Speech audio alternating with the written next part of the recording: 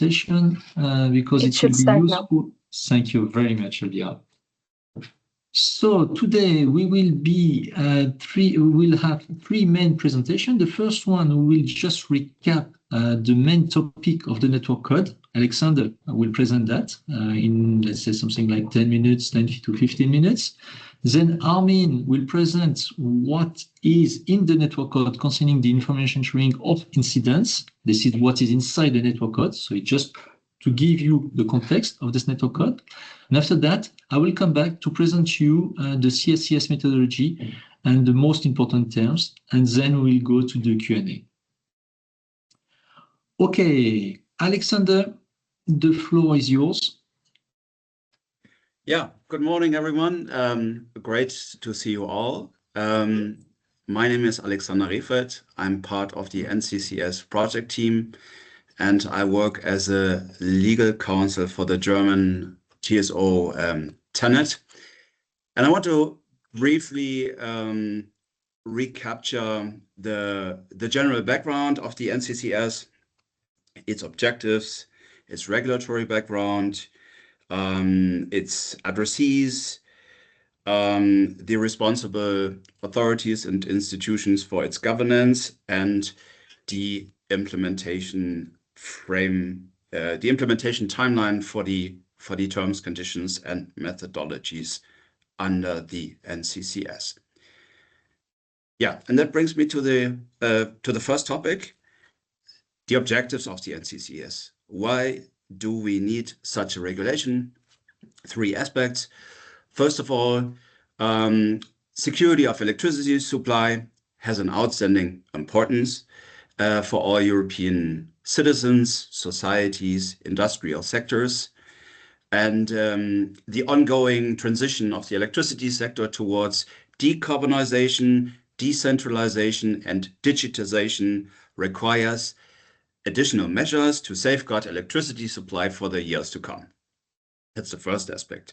The second aspect is that the intercontinental European electricity grid is unique in many ways, but particularly also in the context of cybersecurity, as through cascading effects in case of a cyber attack, each EU member state could be affected by the weakest actor. And the third aspect, the digitalization of legacy systems used in the electricity sector is creating new risks and new vulnerabilities in an increasingly complex IT environment. And therefore, it is clear that prevention and management of electricity crises related to cyber attacks requires a common framework of rules and coordinated procedures, allowing EU member states and other actors of the electricity sector to coordinate their security efforts and exert solidarity across borders. And in this context, the European Union last summer adopted the NCCS, which is part of a wider EU effort to promote digitalized, green, and resilient energy systems. And that brings me to the next topic, very short. What is the NCCS regulatory background? The NCCS is a directly applicable and legally binding regulation that complements other European cyber security legislations, such as the NIS2 directive, whenever cross-border electricity flows are concerned. There seems to be someone speaking in the background. So please mute yourself. Thank you very much. Right, proceeding to the next to the next slide. Which entities are in scope of the NCCS? Which are the public bodies and institutions? The NCCS's obligations apply to entities defined as either high impact or critical impact entities, the classification of which depends on how severely a potential cyber attack affecting the entity's processes and related assets could compromise cross-border electricity flows. To assess this impact, the NCCS provides the basis for specific methodologies with thresholds and parameters in order to identify the processes, supporting assets, and operating entities that could possibly affect cross-border electricity flows. Potential actors from the electricity sector that might, in principle, qualify as high impact or critical impact entities are listed in Article 2. For instance, electricity producers, NEMOs, network operators, demand response providers, storage providers, etc. So the circle of addressees is quite broad. And the entities involved in the delivery of those processes will then be obliged to implement the obligations set out in the NCCS. Going to the next issue, who is responsible for the governance of the NCCS? The implementation and execution of the NCCS involves various authorities and institutions at both national and European level. Each EU member state, speaking of the European level, must designate a national authority in charge of the NCCS. This authority is called the NCA, the National Competent Authority for the NCCS. The respective NRA, National Regulatory Authority for Energy, acts as NCA by default and may delegate powers to other national authorities. All 27 NCAs will jointly approve the terms, conditions, and methodologies foreseen under the NCCS, such as the high impact and critical impact processes. Going to the regional level, the regional coordination centers will also be involved in the NCCS. And finally, at European level, ENTSO-E and EU DSO entity are responsible for proposing terms, conditions, and methodologies foreseen in the NCCS, as well as prepare reports, cybersecurity exercise scenarios. And finally, ACER, supported by ENISA, monitors those proposals approved by all NCAs jointly. So I think I will skip these slides because they are more for completeness sake. Also the next one. And to keep things a bit more comprehensive, I want to quickly delve into how and until when will the NCCS be implemented.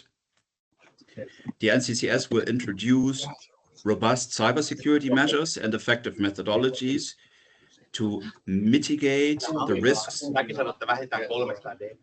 Would you please mute yourself? Thank you very much. To mitigate the risk related to cross-border electricity flows. And the main milestones of the NCCS's implementation process are the following. Before the end of 2024, the NCAs should be designated in each EU member state. And at the beginning of 2025, the provisional ECII and thresholds should let them designate the first high impact and critical impact entities. These entities, in turn, can, on voluntary basis, start applying the NCCS. In 2028, subsequently, high impact and critical impact entities will be officially notified according to the results of the first union-wide risk assessment. These entities will then have to start reporting cyber attacks according to the cyber attack classification methodology. They will also have to perform during the first year a risk assessment that NCAs will use as input to consolidate a national risk assessment. In 2027, minimum and advanced cybersecurity controls will be defined and approved by NCAs, and high impact and critical impact entities will have to implement them in 2028 through a cyber security management system that will have to be verified for critical impact entities in 2030. Cybersecurity exercises will be organized at entity or national level in 2028 and at regional or cross-regional level in 2029 and every 3 years thereafter. So I think that concludes my presentation, if I'm correct. Yeah, thank you very much, Alexander. That was brief, but it was very good. We said 10 minutes, so it's perfect. If you want any more information about the cybersecurity, the network code, you can look at the videos posted on the ENTSO-E website. You can find much more information about that. Do not hesitate to go to watch these videos. Armin, could you please present us the framework concerning the information sharing from the network code, and after we'll jump to the CSCS methodology. Thank you, Armin. I'd be happy to, yes. My name is Armin. I'm from the Austrian Association. I'm a senior advisor there for ICT technologies. Let's step to the next slide, please.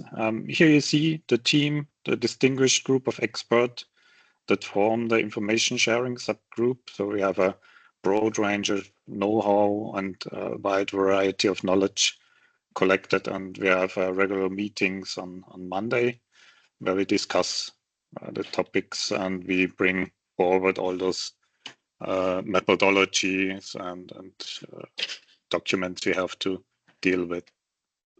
The network code cybersecurity, as my colleague Alexander already told, is a very concise document, and he ensures to have a unified approach about managing cyber threats. And therefore, we have now a very important topic we are dealing today with, which is information sharing and a specific part reporting cyber attacks. So what we are particularly focused on today is in what time frame and with whom reporting of cyber incidents have to fulfill any obligations, which is in Article 37 and 38 in the Network Code Cybersecurity. So cyber attack, I think I don't have to talk too much about this. It's a malicious intent to use assets, and we have to report this. There are more or less two topics that we have to think about if there's an event or a cyber attack. If the entity is classified as a high or critical entity, or if the cyber attack is classified as Olivier will tell you in a few minutes about. The reportable cyber attack has to be reported to two entities on a national level, to the National Computer Security Incident Response Team, the CSIRT, and also to the National Competent Authority. And what has to be reported? The relevant information concerning this attack. Further on, the competent authority has several tasks to do with this cyber attack. At first, it has to assess the confidentiality. Further on, it has to find similar cyber attacks that are reported also in the EU, and by this enhance and correlate the existing information and thereby also strengthen and coordinate further on the cybersecurity responses. With this enriched information, they will inform other national competent authorities, but before that, the information has to be sanitized. So this means data has to be anonymized, and any personal data or confidential information has to be removed. This has to be done within 24 hours to disseminate the information to other national competent authorities. But not also to other national competent authorities, but also to their own national high impact and critical impact entities. And the other competent authorities of the other member states have also to distribute this information to their entities, which are identified as high impact or critical impact. Beyond that, additionally, there has to be a report, a summary report created that is further forwarded to ENISA, that they will also deal with and collect information and create a holistic report about all cyber attacks that are reported. And also the national competent authority can make the national entity that has reported the incident that is impacted by such a cyber attack to directly share information to other entities, be it high impact or critical impact. So to have more or less a very quick and efficient way to share information across Europe between those entities. So by this path of reporting cyber attacks, the Network Code of Cybersecurity ensures that we have very rapid information sharing and well thought information sharing all over Europe in this critical infrastructure. So this concludes my presentation, and back to Olivier, who will talk about the cyber attack classification scale methodology. Thank you very much, Armin. Thank you. So now you understand exactly what is the framework concerning the information sharing in case of any incident or cyber attack. This is really important. This is in the network code. We cannot anymore change anything in the network code because the network code has been published in June 2024. But the network code asks us to work on the cyber attack classification scale methodology. Maybe the next slide. What we have to do here is to determine what are the incidents that should be shared, what are the cyber attacks that should be shared in the process that Armin just presented a few minutes ago. So all what we have to do, all what the information sharing subgroup have to do is inside the article 37A that you see here. The TSO with the assistance of ENTSO-E and DSO entity shall develop a cyber attack classification scale methodology by 13 June 2025. So this is the reason why we have this public consultation today, because we need to consult you and to see what you think about our proposal concerning the classification scale methodology. The TSO with the assistance of ENTSO-E and DSO entity may request the competent authority to consult ENISA and the competent authorities responsible for cybersecurity. This is what we did at the end of last year, and this is what we are every time doing in order to ask what the authorities think about what we propose and to get the approval. The next paragraph is about the methodology itself, and this is all our work today, all our work about the classification scale methodology. The methodology shall provide the classification for the gravity of a cyber attack according to 5 levels, the 2 highest levels being high and critical. The classification shall be based on the assessment of the following parameters: the potential impact, considering the asset and perimeters exposed determined in accordance with Article 26.4, and the severity of the cybersecurity incidents. So here you have 4 main criteria. The first one is the cyber attack, the second one is the potential impact, the third, the severity, and the fourth, the gravity. So we will just look at each term and we will explain you exactly our work about all of that. The first one is the cyber attack. Because of course, when we are talking about cyber attack, we need to know exactly what we are talking about. You are going very fast. Maybe you can, no, a little bit earlier, the slide before, please. No, before. Sorry. Okay. Okay. PowerPoint is acting up. That's okay. No problem, Elvira. Next No one problem. or this one? Next one, please. Next one. Okay, perfect. Okay. Can you see it now? Here. Stop. Okay. What is the definition? The definition of a cyber attack is just what is the definition of a cyber attack? Sorry. The definition of the cyber attack report to the DORA definition of a cyber attack.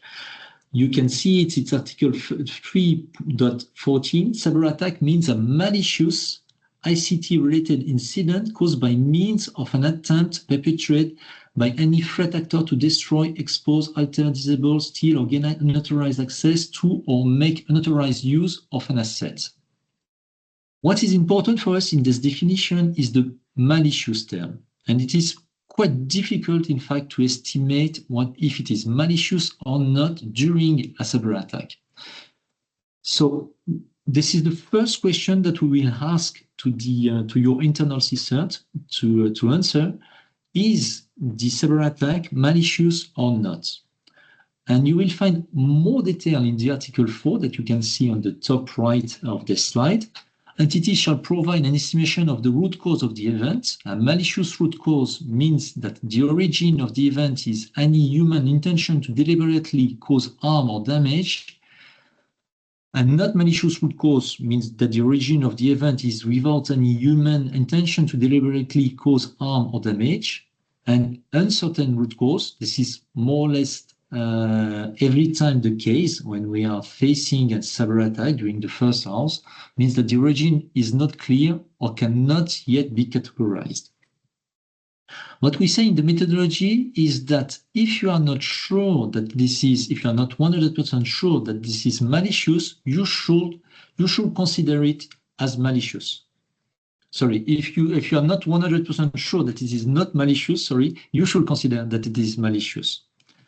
For example, if you have some water in your data center because the river go up, of course, you can consider that it's just natural cause, root cause, so this is not malicious root cause. And in such case, you can just say, I consider it as not malicious root cause. And in such case, you can just escape from the CCS methodology. The CCS methodology said to you, okay, if it's not malicious root cause, this is not reportable, and we don't talk anymore about the cyber attack. So that means that you won't have to report your cyber attack to your authorities according to the network code.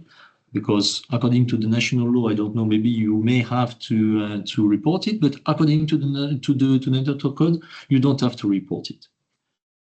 You see that for the malicious estimation, we are talking about estimation. We define in the classification, cyber attack classification scale methodology, the term of estimation. You can find it just in the slide. The estimation means the opinion of the affected entity based on internal and external information and findings gathered and available at a given time.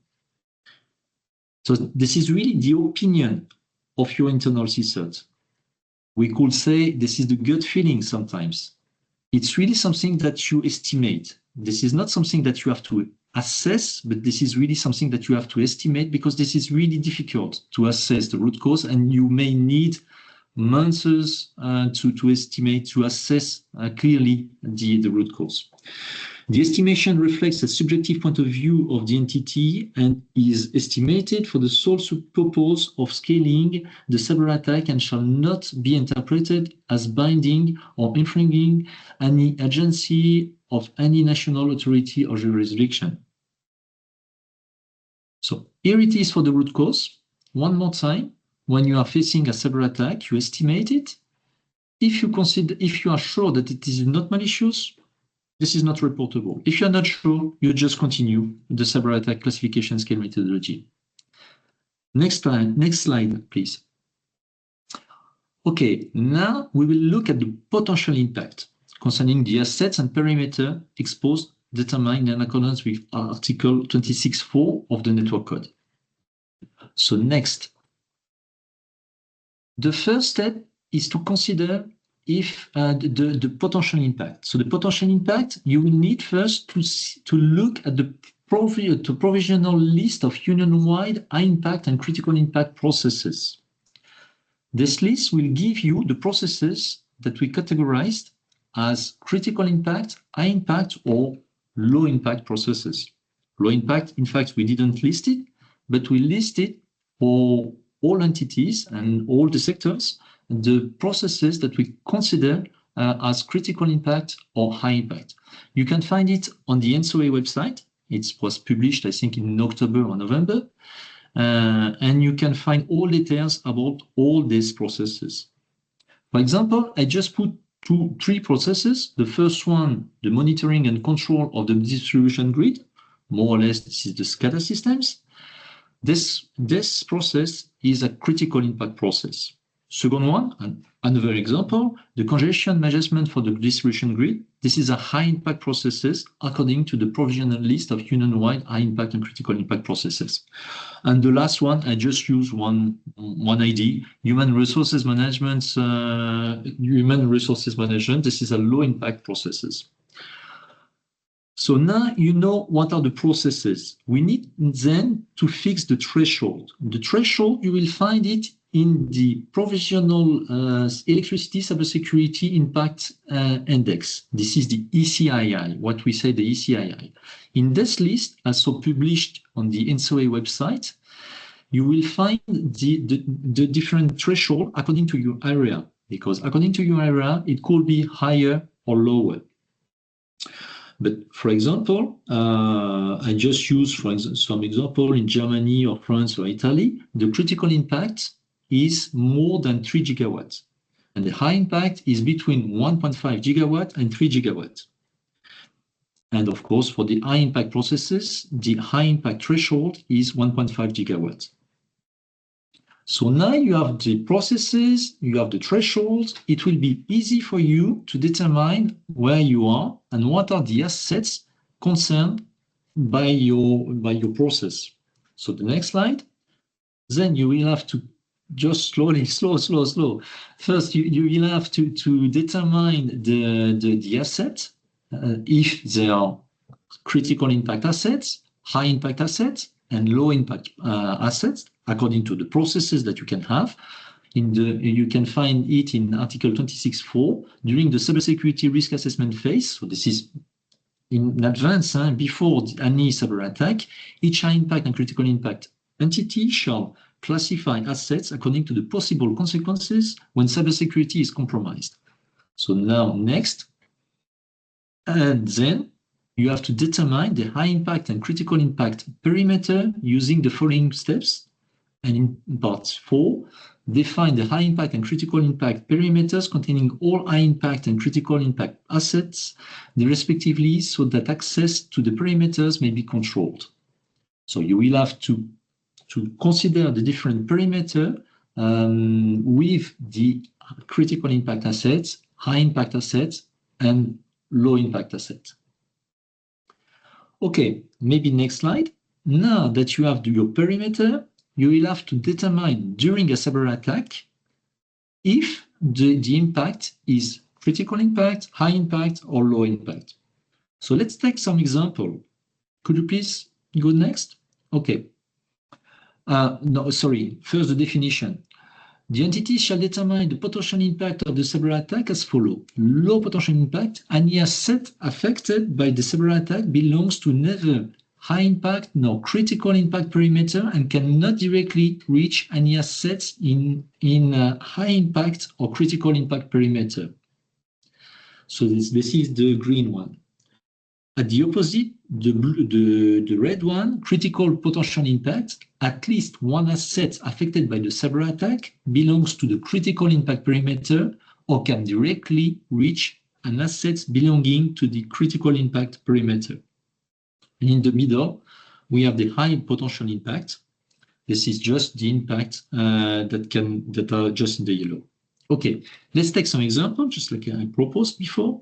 First, we have one asset. This asset, the red one, is in a critical impact perimeter, is a critical impact asset. Of course, the potential impact will be critical potential impact. Next, you can find it here. Second example, we have this green asset in a green low potential impact perimeter. So that means it's a low potential impact asset in a low potential impact perimeter. So that means the potential impact will be low potential impact. Next one. So we have a green asset in a high impact perimeter. This is more theoretical than anything, but as it is in a high impact perimeter, it will be high potential impact. The next one. So we have the number 4, we have 3 assets, 1 in the critical impact perimeter, 2 in the high impact perimeter. Of course, the potential impact will be critical potential impact. And the last one, really theoretical, we have 2 low impact assets, 1 in the low impact perimeter and 1 in the critical impact perimeter. In the critical impact, they are both impacted in the cyber attack. Of course, the potential impact of the cyber attack will be critical potential impact. I hope with this example it is clear. Next slide.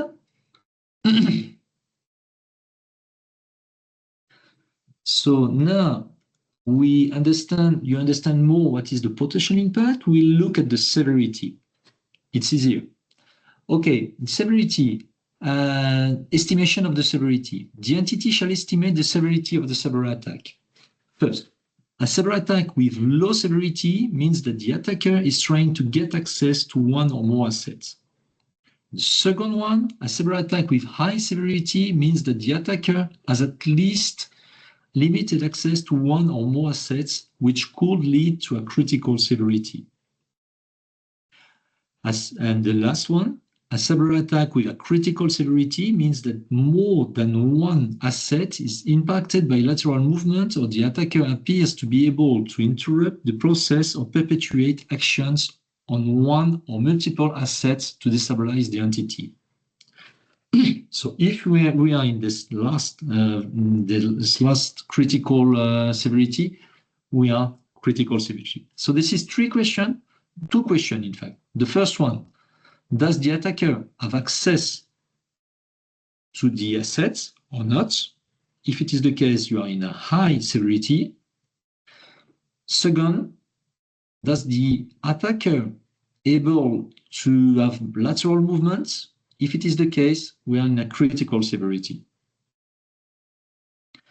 In the methodology, we also help you by giving you some, let's say, some mapping with the MITRE-TT and CK. So you find it in the right part of the left part, sorry, of the slide. If you are at a step of reconnaissance, resource development, initial access, you are in a low severity. If you are in execution up to discovery, you are in a high severity. If you are at lateral movements or above, you are in a critical severity.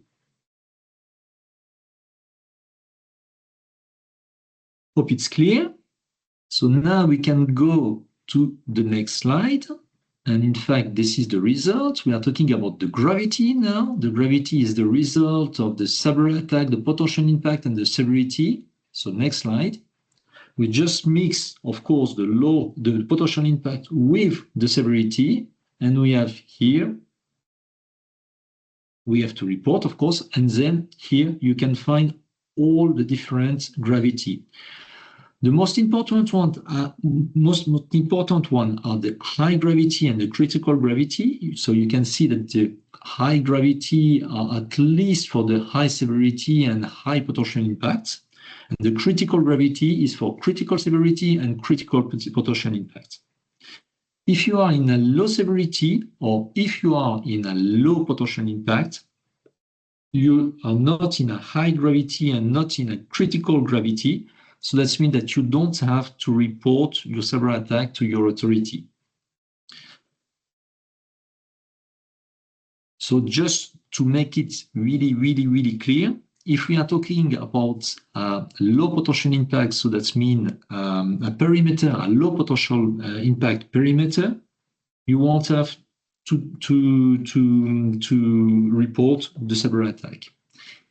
If the attacker is just trying to get access, but he doesn't have any access to any asset in your high potential impact or critical potential impact. So in such case, you don't have to report your cyber attack. But if you have to report your cyber attack, as soon as you finish your cyber attack classification scheme methodology, then you have 4 hours to inform your authority.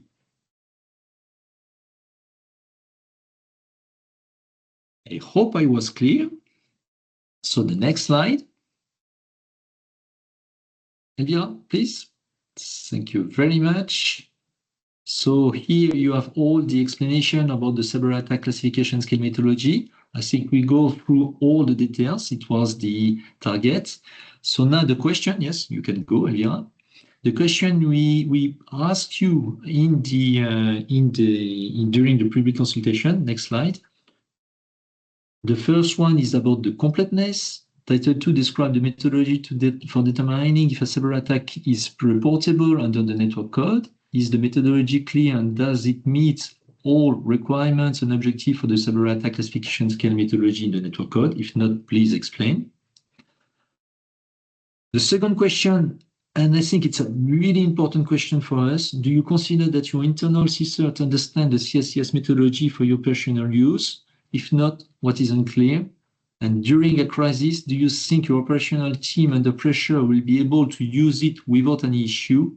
If not, please explain. This is really our target because we know that when we are under a cyber attack, there is a lot of pressure and it should be really, really easy for the CSIRT to know if they have to report it according to the network code or not.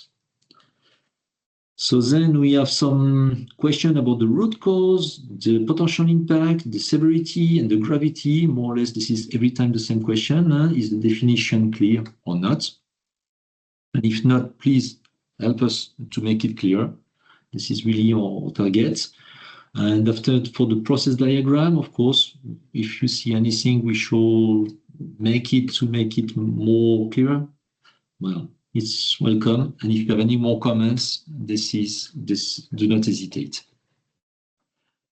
I think here it is. So I think maybe it's time for any question, or maybe I can jump to the next slide. Yes, maybe the next step before, maybe because maybe you may have some question about that. So I think the public consultation, if I do remember correctly, will close on February 13 or February 14. I don't remember exactly the precise date, but I think it's February 14. From March to June, we'll work to finalize, according to the feedback we received from the public consultation, the CSCS methodology. And then we'll go for the final submission on June 13, and then we'll wait for the approval of the NCCS NCAs. Alexander explained who are the NCCS National Competent Authorities, so the Network Code National Competent Authority. Now, more or less, you should know who they are in your country, in your member state, and they will have to approve this CSCS methodology after a proposal that we plan to give on June 13 or maybe earlier, I don't know, we will see. So now it's time for questions. Do not hesitate to send it by, if you want to put it in the chat, do not hesitate. Otherwise, you can ask it just like that. Open your mic. Please put your video, explain who you are, and do not hesitate. It's really welcome, even if it's just some question.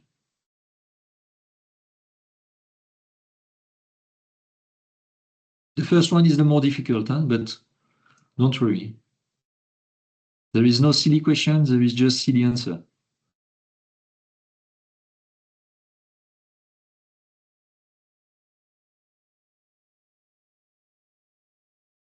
That's embarrassing, please. We're 60. Everything seems to be clear so far.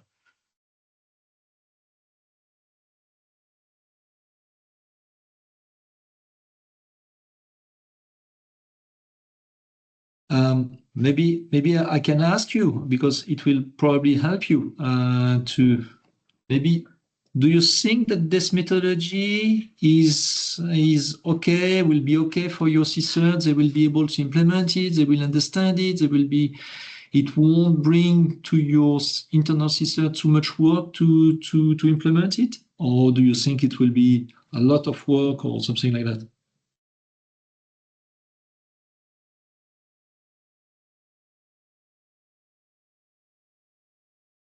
No? There is a question on the chat by Catalin Di Martino. How do you make a link to the risk assessment? Okay, that's a good question. There is, of course, the list of processes, and the ECII are, of course, let's say, linked really much to the risk assessment of the processes and the risk of the cross-border electricity flows. And this is so. You understand well that for the potential impact, we are just linking the potential impact into the list of processes and the list of ECII. So this is the link I see that we see concerning the risk assessments from my point of view. Yes. Yeah, thank you very much. You're welcome. And thank you for this first question. Yeah, I thought someone has to start. Yeah. Thank you, Catherine. No? Yes. Hello. Compared to Article 4 and 5 results, which are fact-based, is it correct to say that Article 6 is more opinion-based, expert opinion for, and could lead to discrepancies in the evaluation of similar events by two experts? I don't think so. I just need to remind exactly what is the Article 6. I think Article 6 is about the severity. If I do remember correctly, I just need to be sure in order to guess. Article 6 is about the severity. I don't think it's probably when you are I don't think when you are talking about the severity, if you are talking about, let's say, if your attacker have access to one asset or not, and if your attacker also is able to perform some lateral movements, especially, for example, if some more assets are impacted by the cyber attack. So I'm not sure it's really if anyone look at that. Of course, we are talking about estimation in all this classification scale methodology. Why? Because if your CSIRT wants to inform his authority about one cyber attack that is suffering because he needs some support, he needs to share it with the other entities, this is what we want. But if we are talking about the severity, I think it's more or less pretty clear. My personal feeling, I don't know if anyone from the information sharing subgroup would like to answer. No. Thank you for your support, guys. Thank you very much. Okay, next one. Maybe you want? I just want to say that we try to stick to the meter attack classification. So I think that is still quite fact-based, from my point of view. Yep. Okay, next question from Alessandro. Hello. How can we notify incidents to our national CSIRTs through the same national CSIRT platform currently used on other new platform? Good question. So far, what we proposed was to use the same way that you are using for the NIS2 incident report. This way, and in fact, if you look at the network code, you can report to your authority the incident not only for the network code, but also for the NIS2. So you can make the information, the report all together, and this way it's much better. You don't have to report twice. This is something that we wanted to avoid. The only problem is, of course, if you need to have the same authority to report your information, your incident. This is the only problem that you may face, but according to your country, your CSERT may be designed to receive the information concerning the network code. And this is really something that we hope, and this is really something that will help you in order to send the information concerning your incident at the same time. So look at the network code, and I think you will find some information about how to send the information together. I think it's in article 38 and 9, if I do remember correctly, but I'm not sure. Thank you so much. Welcome. I think we missed one question from Temu. Do you have any examples of using this methodology for some cybersecurity incidents, and how much time did it take to go one example through? Could you please repeat one more time? I don't see it. Yeah, do you have an example for using this yeah. methodology for some cyber? Yes, sorry, okay. Some cybersecurity incidents. How much time did it take to go one example through? I think when you have a cyber attack,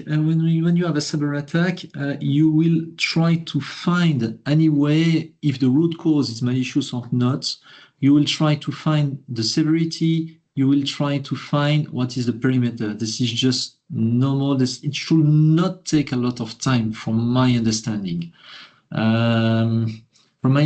It's the time that you will need is just normal to work on the cyber attack.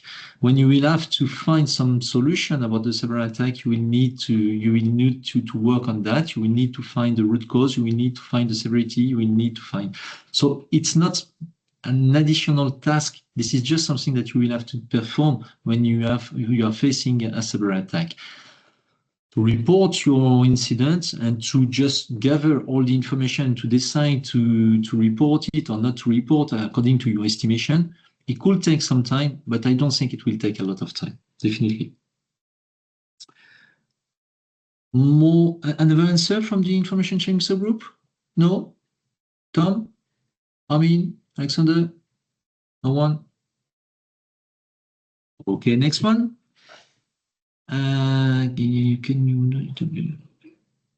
Yeah, okay. So, Harald, can you detail trying to get access? Generally, there are dozens of attacks daily on our system. Yes, definitely are blocked being found. And how should we classify phishing emails? So definitely the phishing emails is they are trying to get access, but they don't have access. So this is the reason why you are then in a low severity. This is just the MITRE-TT NCK. You are just trying to get access. But then when you have, yes, please go ahead. I think the differentiation is that you're not successful to get access between the low severity and the other ones.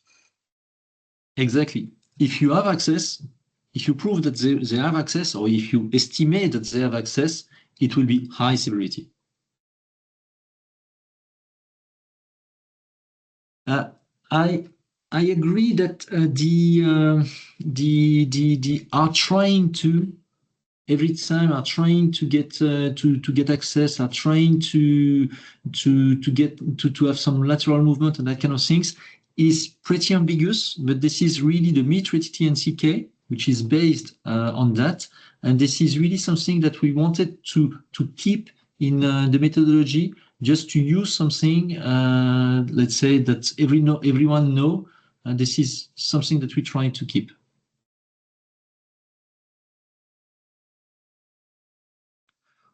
Hope it helps.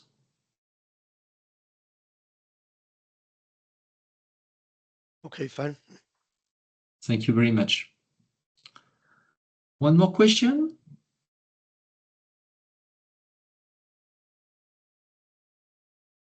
No? Maybe someone from the information sharing subgroup would like to add something? Elvira or Daia? No? So I will thank you very much for this webinar, for your presence here.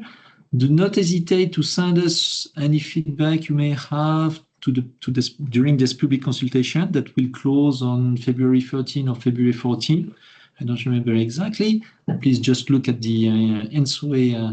And if you want, yes, go to the ENTSO-E website. You will find a lot of information about the network code and about the next step of the network code, because the cyber attack classification scale methodology is just one step. And we had the risk assessment methodology before, and we'll have more methodologies later. So do not hesitate. Thank you very much, and hope to see you. Bye.